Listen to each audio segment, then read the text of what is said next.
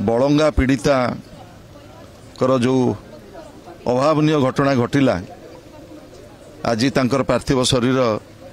भुवनेश्वर को आसुची मु प्रथमे तांको प्रति गभीर श्रद्धांजलि अर्पण करुच्ची एवं प्रभु जगन्नाथ पाखे प्रार्थना करुच्ची तांको परिवार वर्ग को ए दुख को सहिबा पई शक्ति दियंतो। किंतु दुर्भाग्यर कथा 15 दिन धरी पीड़िता जेतेबेले जीवन संग्राम करथुले सेतेबेले कौनसी मेडिकल बुलेटिन दियागला नहीं किंबा पुलिस प्रशासन तरफ कौनसी स्टेटमेंट रखागला नहीं किंतु गोटे ट्वीट समस्त को आमको आश्चर्यचकित करिछि एवं चिंतित मध्य करिछि। जेतेबेले पीड़िता मृत्युवरण कले तार किछि समय परे ओडिशा पुलिस तरफ जो ट्वीट टी करागला जे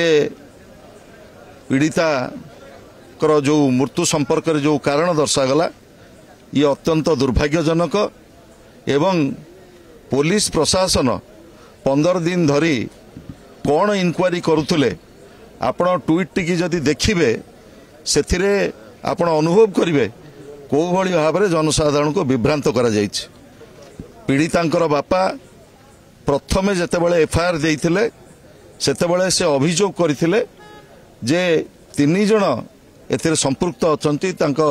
झीर मृत्युवरणर कारण संपर्क में फास्ट एफआईआर से देइथिले एवं परवर्ती समय ये पुलिस प्रशासन रे ट्वीट टी समग्र राज्यवासी की व्यथित करिछि एवं पुलिस प्रशासन किभली भाव में एभली आभिमुख्य पोषण करिछि ताको आपण माने विचार करिवे। आज पीड़ितांकर पार्थिव शरीर आसुछि आमे प्रथमे तांको प्रति विजु जनता दलर आमर श्रद्धांजलि अर्पण करिवो एवं आशा करिवो ए समय केवल एतिकी मोर अनुरोध रहिबो सरकारक पाखरे एवं पुलिस प्रशासन पाखरे तुरंत दोषी की दंड दिया जाऊ एवं पीड़िता जो भली भाव में मृत्युवरण कले तार सठिक तदंत करा जाऊ।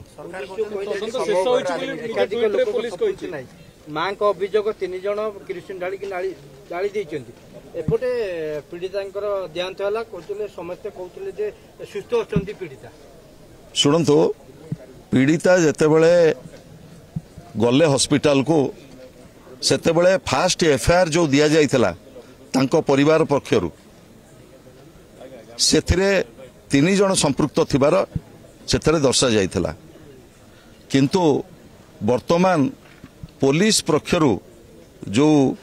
ट्वीट करा जाइछि से अत्यंत विभ्रांतिकर एवं प्रथम एफआईआर रिपोर्ट सहित यार तालमेल नहीं। मोर निवेदन रहिबो पुलिस प्रशासन सठिक भाव में तार तदंत करू पीड़िता को न्याय मिलो। शासक दल अभियोग रहउछि आपण सब राजनीति करछन्ती बोली शुणु भौणी सोमेश्वरी कर जो मृत्युवरण कले से समय तांको परिवार मंतव्य कौन थिला एवं तांकर एफआईआर कॉपी कौन थिला से मध्य स्थानीय विधायक आरंभ करी माननीय मुख्यमंत्री पर्यंत समस्त को से ट्वीट करथिले एवं परवर्ती समय तांको परिवार स्टेटमेंट कौन रहिला आपण माने जानती एवं पीड़िता जेतेबेले बलंगा पीड़िता जेतेबेले फास्ट एफआईआर दियागला से एफआईआर कंटेंट कौन थिला एवं वर्तमान जो स्टेटमेंट सब दिया जाउची ये अत्यंत दुर्भाग्यजनक एवं चिंताजनक।